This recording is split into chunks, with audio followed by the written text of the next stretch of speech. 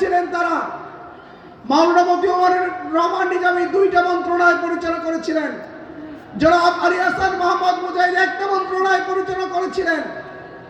আজও পর্যন্ত সেই মন্ত্রণালয়গুলোকে সবাই স্মরণ করে, সেখানকার কর্মকর্তা কর্মচারীরা তাদেরকে স্মরণ করে যে এই ধরনের নেতা, এই ধরনের মন্ত্রী তারা আগেও পায়নি, ভবিষ্যতেও পাবে কিনা তারা জানে না।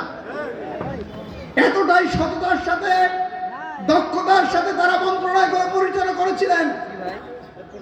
যখন 2007 এবং 2008 সালে যখন দুর্নীতি বিরোধী অভিযান পরিচালনা হয়েছিল, তখন আমাদের এই 2 জন মন্ত্রীর বিরুদ্ধে তারা অনেক অনুসন্ধান চালিয়ে 1 টাকার কোন দুর্নীতি তারা খুঁজে পায়নি।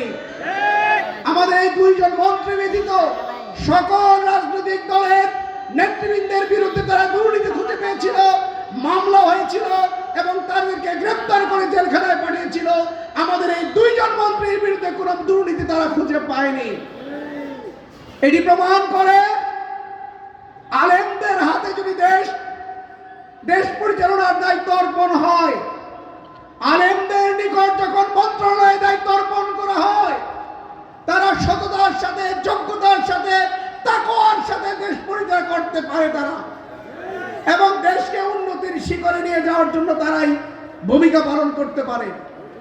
এই যে সুগার মিলগুলো আপনারা দেখেছেন, আজকে সুগার মিলগুলো একের পর এক বন্ধ হয়ে যাচ্ছে।